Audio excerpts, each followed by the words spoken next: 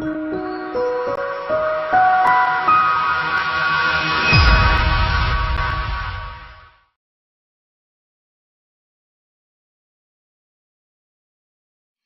world, this is your host Gulmiki Saleh, the author of Princess Diversity and the Golden Rule. Speak Up with Gulmiki is a talk show that focuses on a holistic approach to tackle hate by promoting understanding, goodness, and empathy. We want to empower our audience to break the cycle of hate by creating an environment where there's understanding and amongst all people through the universal message of the Golden Rule, which is to treat others as one would treat oneself. Every week, we have a very special guest speaker who speaks on promoting goodness in an individual and society. So today, our guest speaker is Wendy Lanski, who is a 9/11 survivor and an anti-hate activist. She'll talk about how to survive tragedy and how to use it to help others to build their resiliency, skills, and continue living. She will also speak about her involvement with the Muslim and Jewish communities and other organizations, as well as her projects to combat hate. As we all know, on September 11, 2001, the United States of America was hit with a tragedy that devastated the world.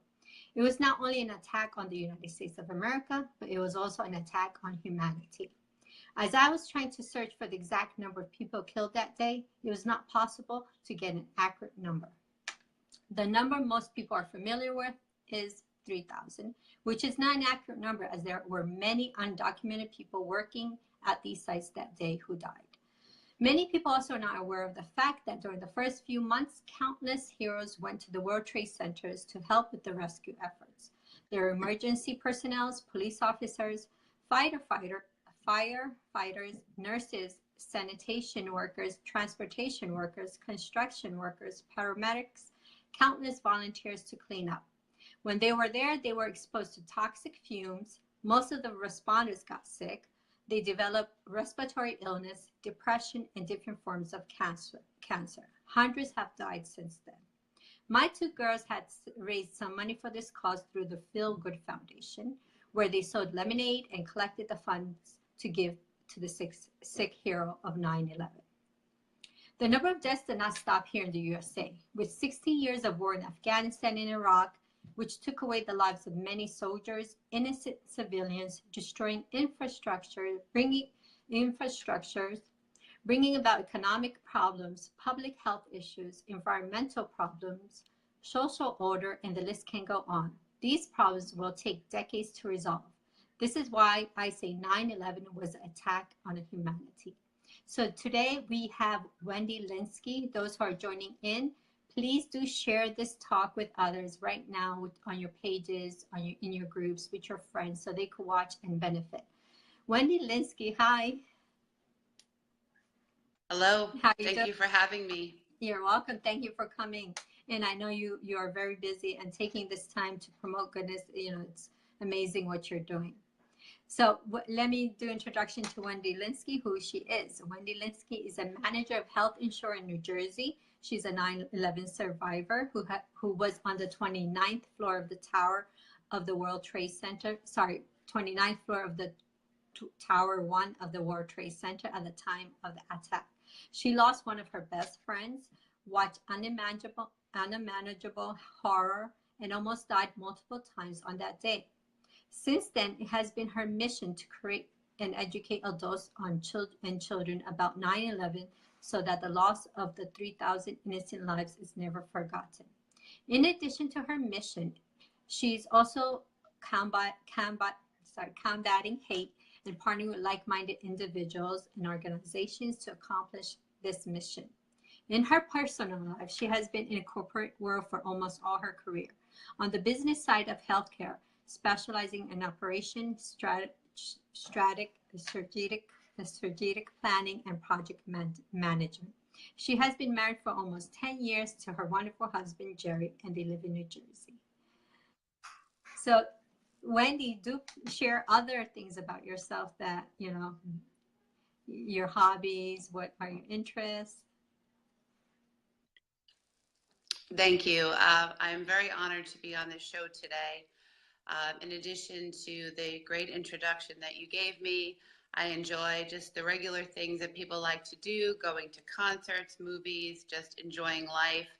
And as you stated, educating people about the events of 9/11 and making sure that the memories of all of those lost and all of those affected live on. Amazing. I mean, you're a hero yourself. Well, to me, you are. You're amazing, doing wonderful things, Thank you. trying to make a difference. Even though you saw the horror, it's probably in your mind all the time, and you're always thinking about it. But you still are willing to forgive and move on and become resilient. So that speaks volumes about your character. So It is what we have to do. Most people have been through something in their life, maybe not something as dramatic as 9/11, but some type of an event that has shaped them and shaped their soul and their being. And all we can do is try to get any kind of goodness or any kind of positive effect to try to help and change the world. It's kind of my mission, but it's something I encourage everyone to do and take from tragedy. wonderful. I hope more people could follow your footsteps. You are doing Thank you. a lot of great work for humanity. So now, we want to hear your story. How did that day unfold for you, that tragic day? So, what I like people to remember, if they can think of anything about 9/11, when we see events on the news, it's very easy to think that it happened to other people and they're people that are different from themselves. But I'm no different than you, from our viewers, from anyone watching this Facebook Live broadcast. It was ordinary people on an ordinary day. And for me, I went to work. I worked on the 29th floor of Tower 1, the North Tower of the World Trade Center. I went to work on a regular day. I was getting ready for a boring status meeting that I had every Tuesday. And at 8:48, the unimaginable happened. A jet plane hit my building, and we didn't know what it was. There was no alarms, no bells, no whistles, nothing telling us what was happening, just an impact of a crash and a skyscraper that I was in swaying from side to side. So, most of us think that if something happens, we're going to get direction. We're going to have someone directing us what to do, but there was nothing. And what I did is just go on instinct and head towards the stairs. We're told from the time we're children never to go to an elevator during an emergency. So I headed towards the stairs and proceeded to go down 29 flights. And about halfway down, I asked a fireman who was coming up, what exactly happened? What hit my building? Because original reports was that it was a small plane, a Cessna, like a sightseeing plane. But something told me to ask this fireman, what hit my tower? And he said, a jet plane. And I knew something was horribly awry. But you have to think, this was 2001. The mind did not automatically go to terrorism. Nowadays, if something happened, that's how our mind works. But back then, we thought an accident, maybe a pilot had a heart attack, maybe something organic happened. So we didn't panic. And I believe that saved lives, because the evacuation down all of those flights of stairs was orderly. It wasn't until I got into the lobby and I saw all the broken glass and all the broken marble, and I heard people screaming and I saw people hurt, that I knew something bad had happened. Emergency workers in the lobby were telling us to leave the building, to cover our heads, and they kept telling us, don't look up, don't look up, just run across the street and don't look up. And maybe it's kind of the rebellious New Yorker in me, but when someone keeps telling you not to do something, what do? You do it. And I saw the unimaginable. I saw glass, I saw people, I saw horror. And a good Samaritan was out in the street and grabbed a bunch of us and said, come to my home, you can call your families, tell them you're safe. And we didn't know the towers were going down, so we thought that was a good idea. So I went no longer than a block away, used this woman's phone, and then alarms went off, and we were told to evacuate again. And that is when the first tower the South Tower started to go down. And you see the pictures on the news of the people running barefoot with the cloud coming. That was me. And people always ask me, how did you know where to run? How did you know what to do? And I didn't. It was instinct. But something told me to run towards the water. I thought if I went towards the water, somehow I could be saved. I could swim, I could find a boat, I could do something. And I headed towards Battery Park City by the Statue of Liberty. And when I got there, now the second tower was coming down. I couldn't breathe. Someone in the crowd handed me an inhaler. It was just like every horror movie rolled into together. There's no words. And ultimately, New York Waterway Ferry is what came and rescued me and took me from Manhattan to Jersey City, where there were ambulances standing by. And I don't know why I survived and others did not, but I am profoundly aware, even this many years later, that there's a reason I'm here, and I don't pretend to know what it is, but I know that I need to do something with it, because as you mentioned during my introduction, one of my best friends in the world, Abraham Zelmanowitz, who was only 2 floors below me, did not make it out. And that is why I feel compelled to tell the story for all of those who can't speak any longer. I'm sorry for your loss.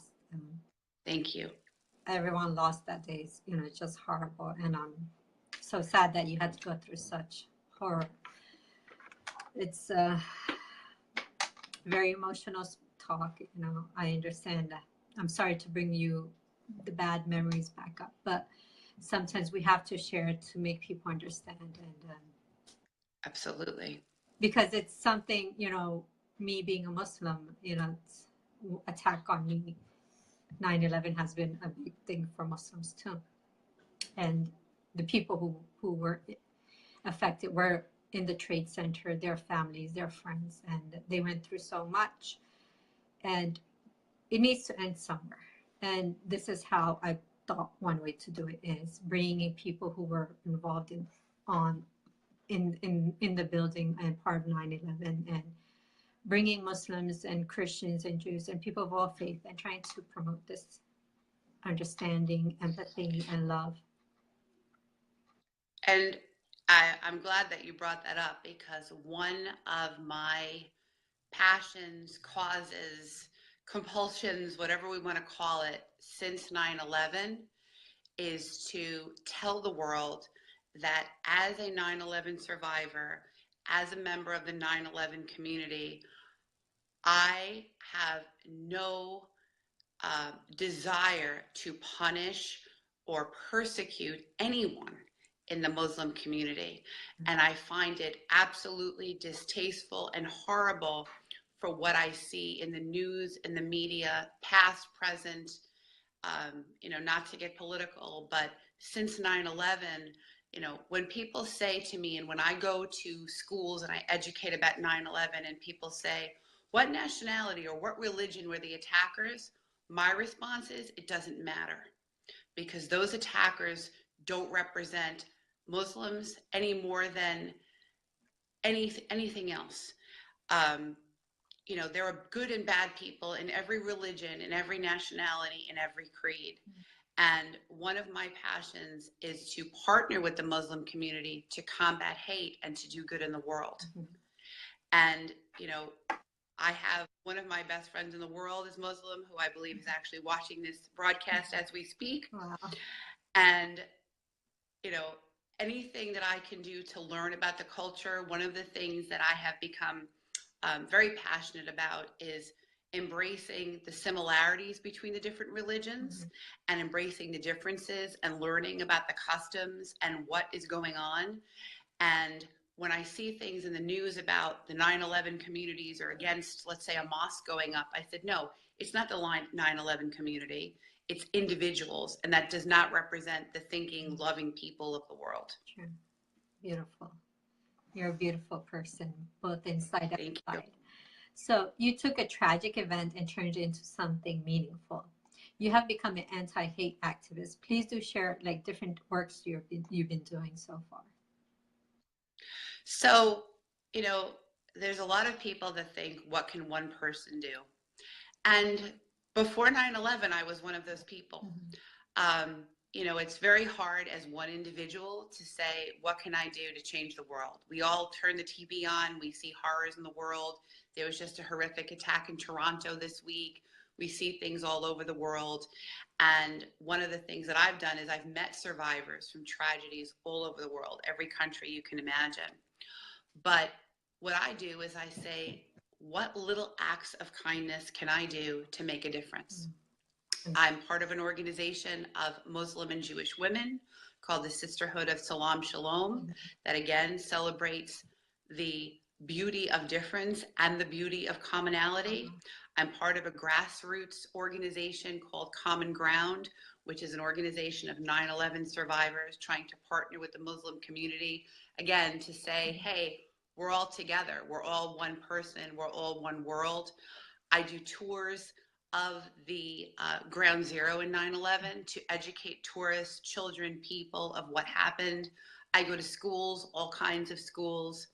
And even in the corporate world where I spend most of my waking hours these days, I try to talk about what is it like, real life disaster recovery, real life, how do you relate to people?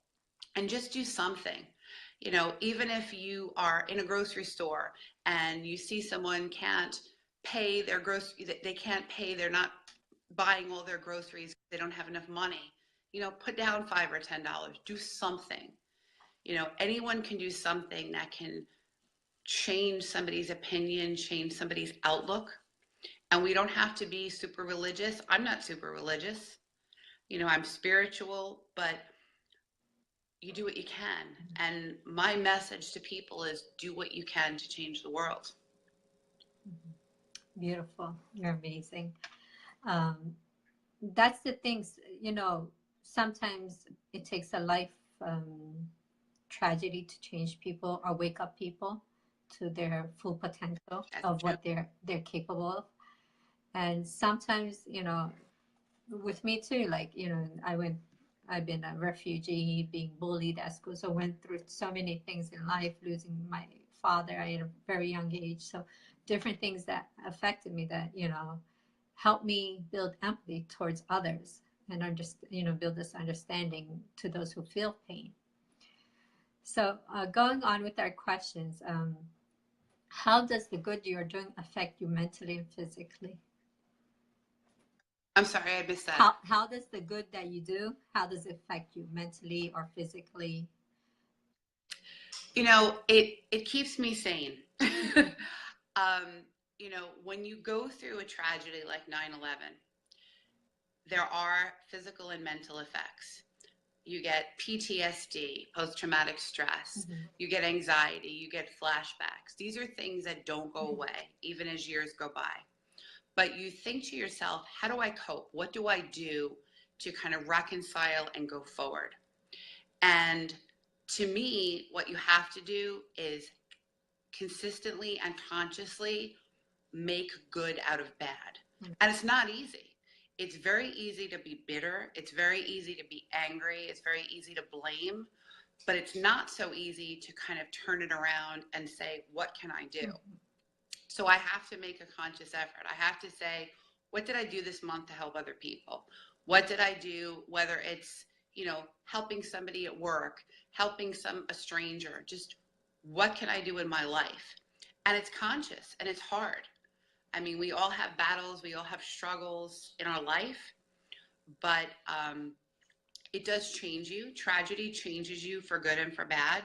It makes you very grateful for what you have. It makes you realize that every moment has to count, because nothing, you know, there's an overused expression that tomorrow isn't promised, but it is true. And people might say, well, that's a negative way to look at things, but it's realistic. When you've watched people in front of you die, which is an experience that I had on 9/11, that other people, refugees, terrorism survivors, once you've seen that, nothing like that to put your priorities together. but it definitely makes you conscious of the everyday and conscious of what your impact is to other people. Yeah. So those who are watching, please do share this live video with others, your friends, on your pages. When we have Wendy Lanski, who's a 9/11 survivor, and she's promoting goodness, understanding out of her tragedy. You know, she's taking her tragedy and making something good out of it. Like she said, you know, either tragedy could make you or break you. So we're grateful to God that, you know, He made Wendy. He made her as a hero to us and all the people out there. So I'm very grateful that she came on and talked to us. What you mentioned, well, actually, I did want to say two things. You're the second person I met who was in the World Trade Center. She also she was working in an apartment complex that I used to talk to, and she was also always telling me that, you know, how she's going through a lot of uh, depression and stress and anxiety, and the memories coming back. They flash back, and she tries to get therapy, but it's hard for her. And it was, it made me really think, like, it made me really upset at what really happened. You know, it just, every time I see something, the more I hear, the more I see, it makes me more upset that why did this happen? But what can we do? It happened now. So what can we do? We could do something good, or we could make it worse. So, you know, people like you are trying to make it better for others.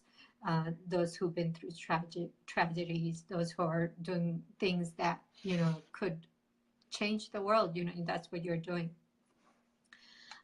So another thing I also wanted to mention about what you said about, you know, the flashbacks you get. Psychologists say that, you know, if you have anything involved with strong emotions, whether it's good emotions or bad, they'll stay with you forever. So I remember myself, I don't have a lot of memories from my childhood, but I remember that when we were leaving Afghanistan to Pakistan, and, you know, it was during the Russian war. I remember going in a Jeep round and round and round. And I didn't think much of it, but I just remember that part all my life. I will remember imagining myself in a Jeep going round and round. And I asked my family, like, what does that mean? And they told me that, you know, we were running from the Russian war through the Khyber Pass. And Khyber Pass is a very dangerous mountain pass that, you know, it goes around a mountain that only one car could pass. And if you look down, you know, you see death down there. So, I mean, I was just amazed, like, how much I remember that. And usually I don't have a lot of memory. Probably I was very scared, worrying that the Russians will come and attack us. You know, as a kid, you know, we think different ways. So yes, tragedy does stay a long time with people. But I'm so grateful to God that, you know, he helped you choose the right way to deal with it. And that's a blessing from God. Continuing on, what are the lasting psychological impacts of doing something good for the society? You know, there's so many psychological impacts of surviving tragedy. And I would love to say that they're all positive and do good in the world, but it is very easy to go into a dark place. It's very easy to kind of get caught up in sort of the fleeting existence of life. But again, in terms of the lasting effect on society is, you know, what can we do as individuals? Mm-hmm. You know, I constantly am trying to educate people who say, I'm one person, I'm a few people, what can I do? How can I make a difference? The world is bad. And I said, but it's not. It's what we do as people. Mm-hmm. And, you know, the psychological state is something that I find I have to talk myself into. You know, it's very easy to go into that dark place. It's very easy to get caught up in sort of the downward spiral of what has happened. Mm-hmm. And when I meet other survivors of tragedy, and as I said, I've met people from all over the world, it's very hard to it's hard to get out of that mindset of we're not safe and anything could happen, and wherever you go, there's, you know, danger lurking around every corner. But then you can go the other way and you can say, you know, live life and have fun and have enjoyment. And that enjoyment doesn't have to be a giant monumental thing. It can be something little, going to a movie, enjoying a sunrise, and enjoying a conversation with a friend. It doesn't have to be something massive. It's just whatever makes you happy. And that's sort of personally defined. And I think that in society, we're always looking for these big things, these like massive, spotlight moments. But we've got to stop and look at the little things, because that's what matters at the end of the day. True. Yeah, you're correct. I guess it's the phrase we always hear, save the world. And we think, well, world is a big place to save. And as if you're not really a big leader or something in that position to save the world, it's very hard to. You saving the world is first starting with yourself, right? Improving yourself, becoming a better person, helping your family, helping your community, your neighbors. So, that's your world. We don't making people think. Eventually we will. Yeah. Sometimes it's just making people think. Yeah. I've been asked to speak in all different organizations of faith, schools. And my feeling is, if someone looks at me and says, hey, she looks like my neighbor or my sister or my friend, and it's relatable, then it's not just an isolated event. People can relate to each other as people instead of just a news story. Yeah. And that doesn't just have to stay with 9/11. It can be about anything. I think that there's so many tragic things that happen, whether it be a car accident or terrorism or an earthquake, that people get numb to it. And they forget about the individual people, the you and the me and the neighbors, that are just people trying to do what they can. Yeah. You're right. I agree with you. As you know, I focus on the golden rule a lot. So I know you said that you're not, you're Jewish, but we want to know more about the golden rule in Judaism. Sure. I had a priest who spoke about it in Christianity, and I'm going to have an imam who's going to be speaking my last talk. Well, he'll speak about the golden rule. But I also want to hear from the Jewish faith, their perspective. So I thought about this because I know that is something that that you speak about. And I thought about it in terms of Judaism. There's a concept and there's a word that is so common in Judaism that it sort of has turned over to mainstream society. And the word is mitzvah, and doing a mitzvah. And a mitzvah at sort of the base level is a good deed. And it can be a small deed, a big deed, it can be anything, but it's really just taking time and doing something good that benefits other people. And it's something that children do to prepare for their bar or bat mitzvah. Adults do it. It's sort of an expression of do a mitzvah, do a good deed. And I feel, as a 9/11 survivor in particular, that I'm compelled to do good deeds, whether they be large or small. I'm compelled to do something because, for whatever reason, and I don't know what the reason is, God decided on 9/11 that it wasn't my time. And many people hear about the concept of survivor's guilt. And I wrestled with, why am I here and why are other people gone? And I said, one day, it kind of went off like a light bulb in my head where I said, you know what? I'm not meant to know the answer to that, but I'm meant to make the time count that I'm here. For whatever reason, I was spared and I'm here. So I have to do something, whether it's something small, something large. I have to make an effort, even if I'm tired or depressed or, busy at work. I have to do something because I'm here for a reason. God bless you. That's true. Like, I say the same thing to myself. I'm like, out of all the people, God brought me to the United States of America.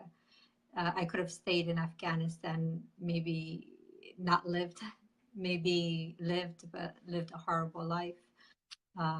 So I don't know, it's all God's planning and we just follow along. And I'm glad God chose you to live. And it's great that, we became friends and got to know each other. So it's a pleasure knowing you. Absolutely. Yeah. Same here. And I think that people come into your life for a reason. Yeah. There's people that you never thought you would meet and you never thought their paths would cross. And on the surface, they may seem different to you. Maybe they're a different culture, a different religion, a different job.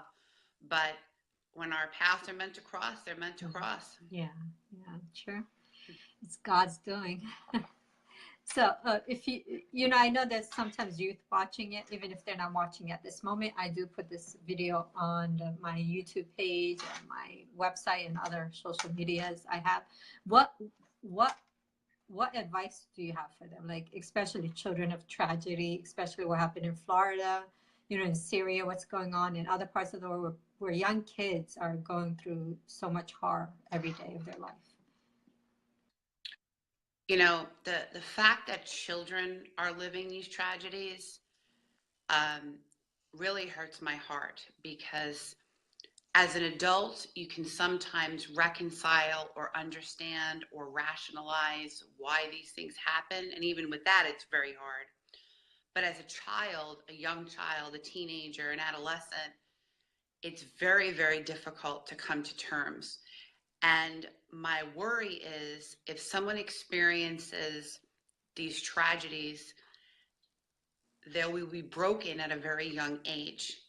And I have had the opportunity and the blessing to work with a lot of teenagers and meet a lot of teenagers who have been affected by terrorism all over the world. And my message to them and to everyone is, you are not alone. There are other children, there are other adults, there are other people who have come out the other side. And I'm not saying you're ever going to be 100%, because I will be the first one to say, I am broken. I don't think I will ever feel whole. And my friends and family tell me, oh, you're crazy, no one views you that way. It doesn't matter. It's how you feel yourself. But my message, particularly to children, is you are not alone.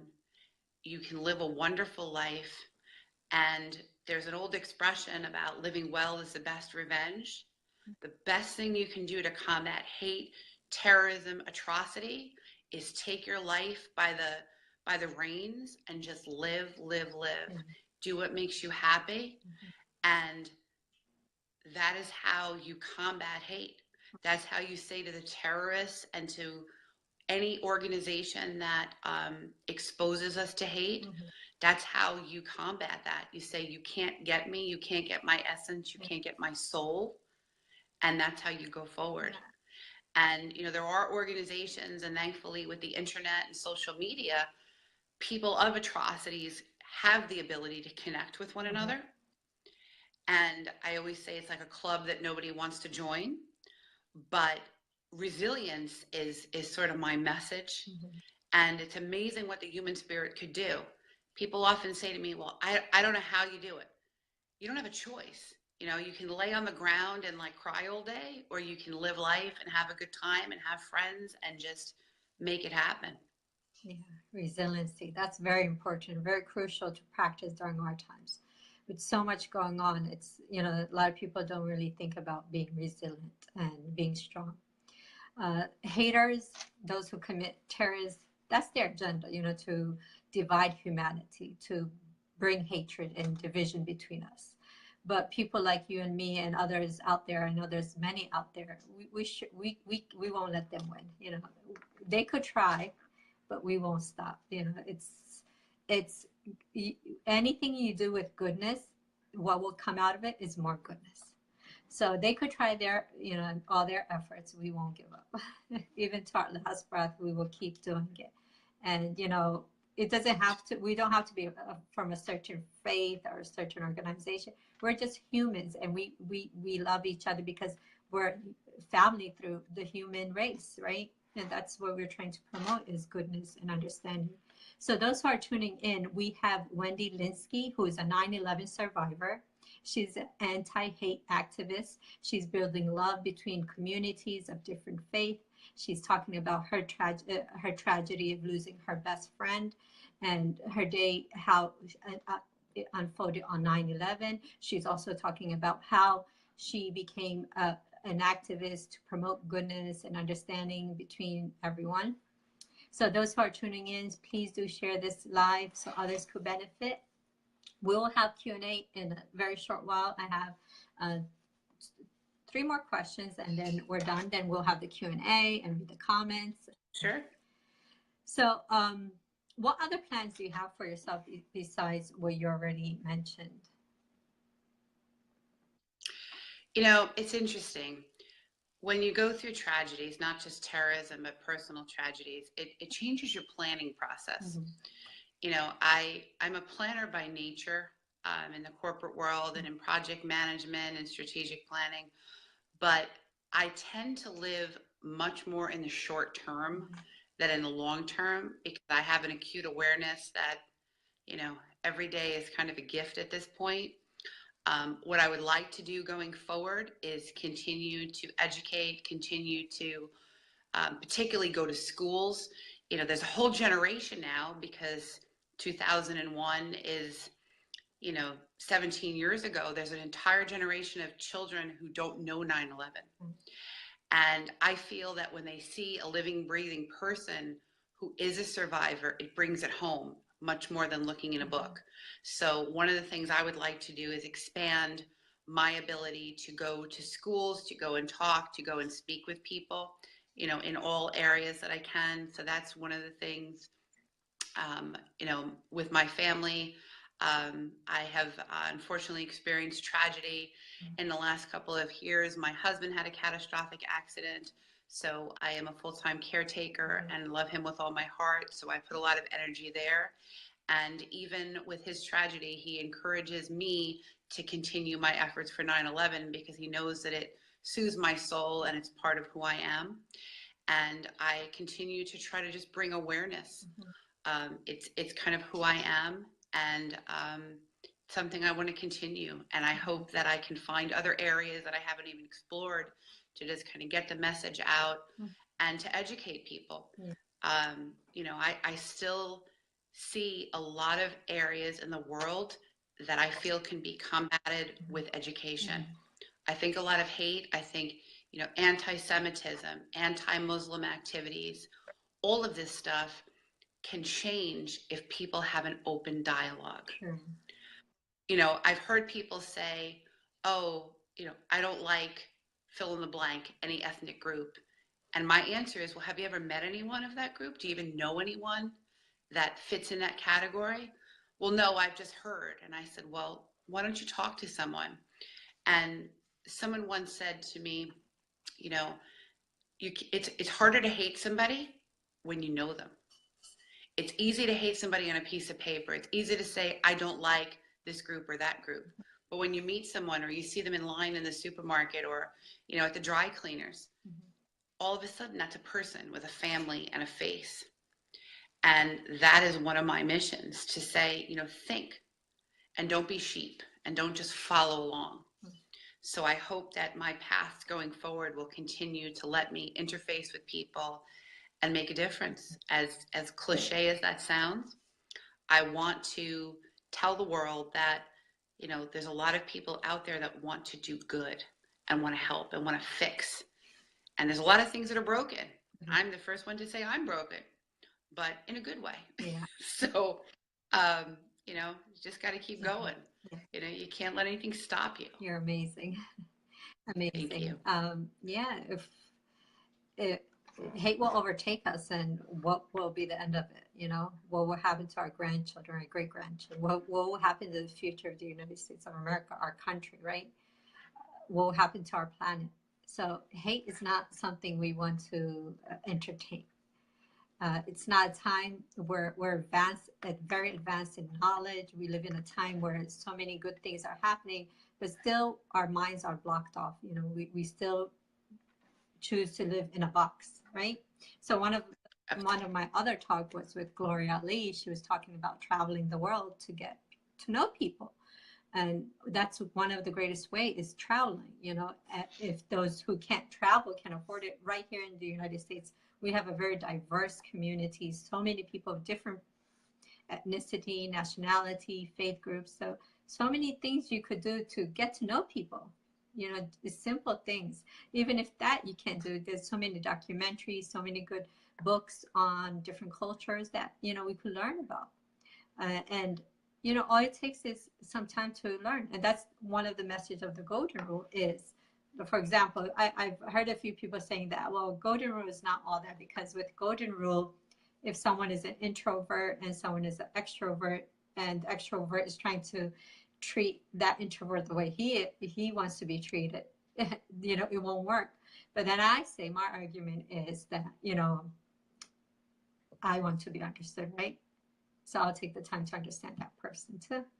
So that's where tolerance will be built. That's where resilience will be built, when we take that time to understand others. And I'm so grateful that you are one of those persons who is willing to do that. It's amazing what you're doing, and I'm very grateful and very happy to support your cause. You know, always call me whenever you need my help. I'll be always there. And that's learn from people. As you said, some people are introverts, some people are extroverts, some people have different interests. But who wants to surround themselves with clones of themselves? I would rather learn about different people, different religions, different cultures. That's what it's about. Yeah. And once you learn it, it demystifies it. Yeah. And once it demystifies it, then there's less hate, because you learn that it's not that different than what you know. Or if it is different, it's great different. True. You know, different is a good thing. Yeah. And I think that, you know, if we started that, you know, you were asking about impact on children. If we started that at a young age, if we taught people in school, you know, here's all the religions of the world, here's all the cultures of the world, here's all different foods of different culture, then people don't fear it, because it's just a part of who it is, and it becomes normal. As parents, you know, we could do so much. Our teachers, you know, in my home, we cook international food. My closet, you look at it, it's international clothes from different parts of the world. You know, I love it, you know. We watch movies from different parts of the world. You know, we go to museums, and we go to, you know, I take my kids to the church, to the synagogue. I want my kids to interact with them, because if I make them live in a bubble, they're going to always have that fear against the others, you know, or who are the others, you know. But I don't want that to happen. I want them to continue loving humanity, loving everyone. You know, my daughter was asking about today's talk, and I talked to her about you, and I said, she's such an amazing woman, you know. Thank you for being a role model for my daughter, you know, my children. Thank you. You know, you don't realize how many people's lives you touch with your goodness, you know, the things you're doing. You're amazing. Hey, if everybody can impact one person, and that one person tells your story to someone else, then you've done it. Yeah. You know, it takes off by itself. You only have to impact a couple of people. True. I often say, if I've done many talks about 9/11 in all around the world, and I said, I don't expect people to remember everything, but remember, it's regular people trying to do regular things. You know, I talk about my friend, and one of the things that was amazing about my friend Abe Zelmanowitz that died on 9/11 is he was religious. He was an Orthodox Jewish man, but he didn't care what religion you were, who you were, what you did. And on 9/11, the reason he died, he could have gotten out. He chose to stay with his friend, who was a Catholic man who was in a wheelchair, and he didn't want to leave him, and he stayed. And unfortunately, the towers went down, and they perished together. But it is something that just tells you that there is just pure goodness in the world. And what I talk about with my friend Abe is not just that he stayed with his friend, and not just because he was a great person, but he would have stayed with anyone. He would have stayed with a stranger, because that's who he was. So I try in my own little way to live my life to honor that kind of man. I mean, it's a blessing that you live to live and make sure his legacy lives on. It's a great thing that he did. He's an amazing person, and you know, I'm glad that you were able to tell his story. Which, you know, if you weren't, then who would have known about him? Continuing on, we're almost closer to getting done. It's an amazing story Wendy Lanski has for us, and it's really touching. It's touching my heart extremely.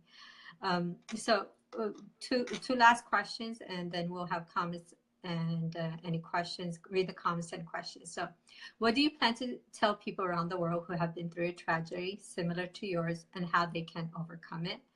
And can you please tell the audience where they can reach you? You can also write it on the comment bar too. Okay.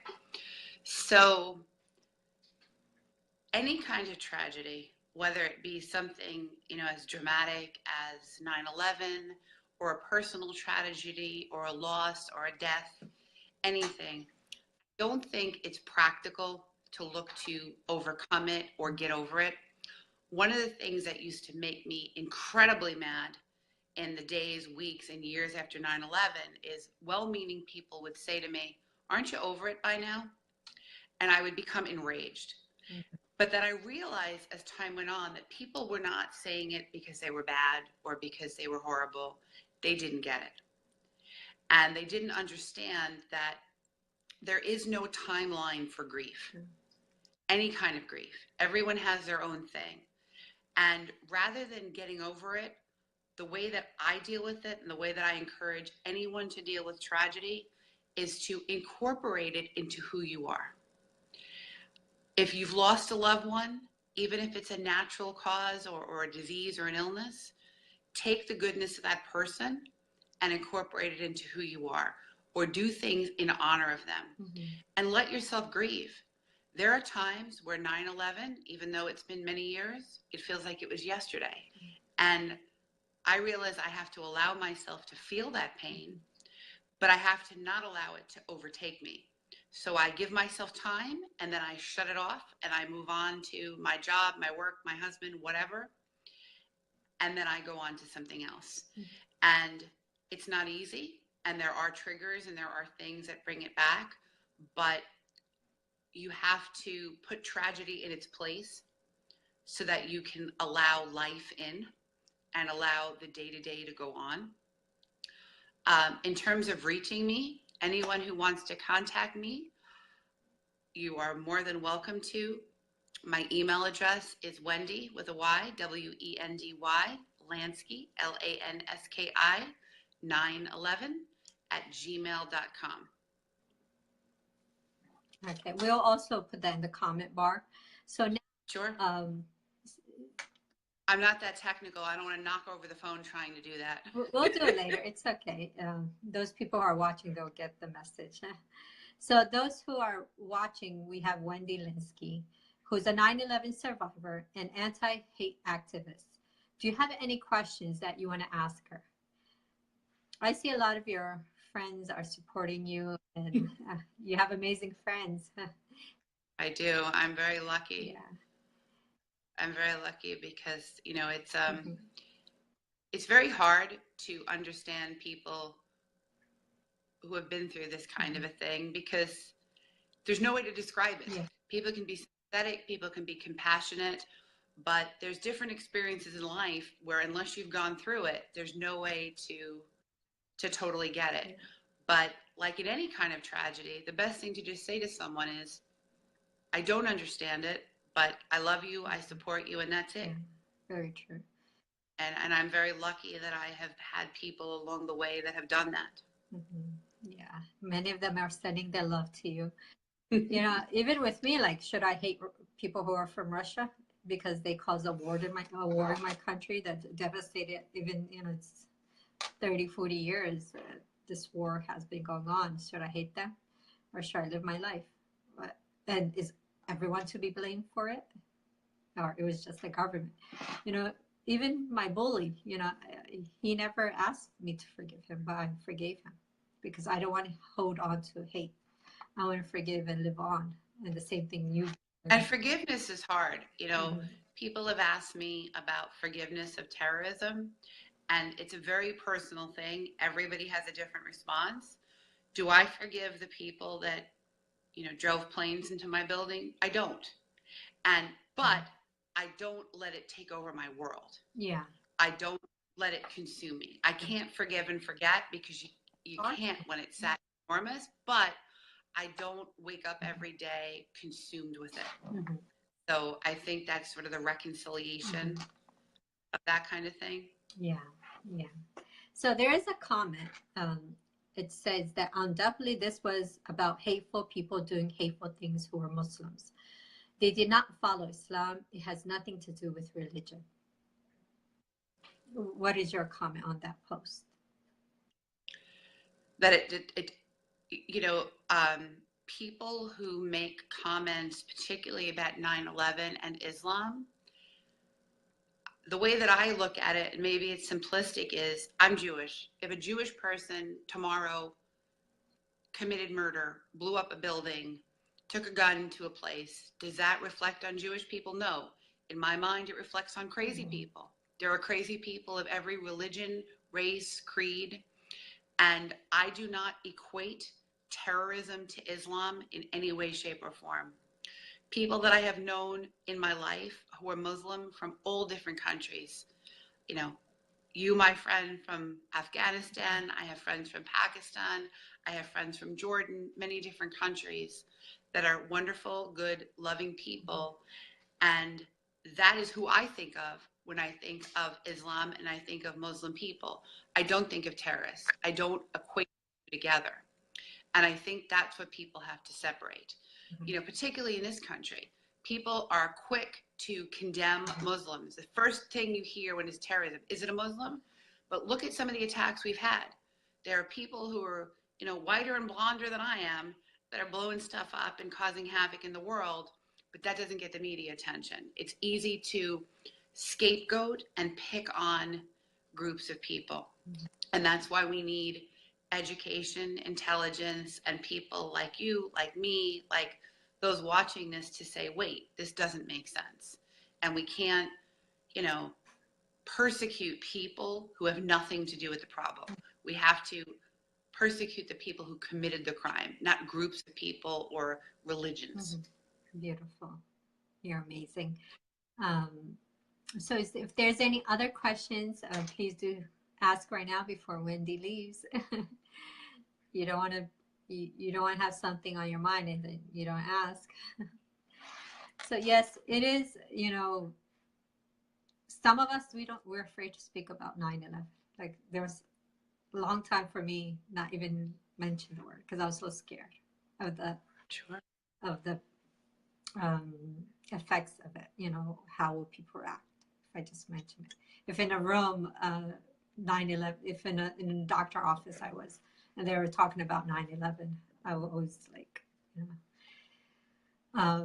Even a few years ago, I saw on the news that this one school, they made this coloring book about 9/11, and they draw Muslims in Muslim clothing, and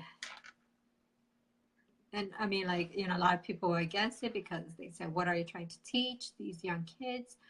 And that's another thing I thought of, I forgot to mention, is even in the books, the textbooks that kids learn about 9/11, you know, sometimes they exaggerate with the Islamic extremists. And, you know, even the other day I went to the library, got some books on Islam, but as I was going through it, you know, there's a lot of good things Muslims are doing that are not being advertised. Like for a few weeks ago, there was a grand opening here in the United States in Philadelphia, Pennsylvania, a health clinic run by Muslim, you know, financially, everything is taken by a Muslim organization, but you don't see in the media. No. Well, because, you know, unfortunately, what, you know, gets people to look at articles and look at sensationalism is the bad stuff. You know, the things about groups of people getting together and solidarity and people working arm in arm to do things, that doesn't happen. I see a question about who is my role model. Yeah. You know, I was actually thinking about that the other day. Somebody asked me that at work from a work context. And I have a lot of role models. You know, I look at like the leaders of the civil rights movement, you know, back before I was born in the 60s, the people that forged ahead, the people in Dr. Martin Luther King's time who, you know, sacrificed their life, their everything for what's right. I look at the people all over the world that are trying to do the right thing when nobody is watching or listening. And I see that. I look at people like right now in Syria, that breaks my heart, that are just trying to do the right thing. You know, for me, my role models, a lot of are everyday people. They're not, football heroes. They're not movie stars. They're not necessarily people whose names would mean anything to anyone. It's just everyday people that are trying to do the right thing. Because I think that's the hardest thing to do. It's easy to make a difference if you're a billionaire or you have, lots of attention and lots of fame and fortune. But I think the regular people like all of us trying to just do the right thing, that's hard. I mean, one of my role models is my husband, because he just wakes up every day with a smile on his face, just trying to do the right thing. And, even through all the adversity and horror that he's been through, he just wakes up every day positive. And when I'm not positive, it just breaks me out of that, because I said, if he can be positive, I can be positive. So I just look to everyday people. Both of you are blessed to have each other. You went through your tragedy and he went through his Thank you. And it's a blessing. God bless your marriage and with happiness and goodness. Thank you. So thank you very much for being on my talk show, Speak Up with Kulmiki. I also would love to have in the future a historian who could speak about the history where Muslims, Christians, and Jews all lived together and worked it out. Because we only think about, when we think about religion, we think about the Crusades or the Holy Wars and stuff like that. But I would love to have one day a historian who could talk about the positive things. I mean, I do study it and I read about it. And there's so many good things that the Muslims and Jews did together, the Christians, people, even Hindus, there's so much there, but the thing is, is not getting the attention that it deserves. So hopefully one day I could get someone who could do that for me. That'd be wonderful. Yeah. So thank you, Wendy. You had an amazing story, even though it was filled with sadness. But what came out of it was goodness. And you're a beautiful person, both inside and outside. I am very grateful. I'm just about to wrap it up. Our next talk show will be with Ahmed Chaudhry, who is a young fellow. He is the founder of Muslim City Fest, and he is a medical student. He will be speaking about unveiling the arts and reviving the soul. So, this is something we spoke about. Wendy mentioned that, we don't take the time to know people. So this event is happening, the Muslim City Fest here in Philadelphia on June 23rd. And he's this young boy. I saw him do it last year, and again, he's doing it this year, where he brings different artists and different musicians, and there's vending, there's arts and craft and activities. And what he does is he's trying to tell the world, hey, we're the Muslims, come and learn about who we are. Don't be afraid. Come talk with Muslims, eat with Muslims, learn about our arts. There's singers, nasheed artists who will be singing at this event. So whoever wants to attend, June 23rd is the day. And if you want to know more about this event, next week he'll be speaking at 7 p.m. right here on my Facebook page. And again, everyone, thank you for tuning in. Thank you for being such a great audience. And thank you, Wendy. Thank you very much. Thank you. And I'm so happy to have you as my friend. God bless. Bye. Have a good night all. Bye.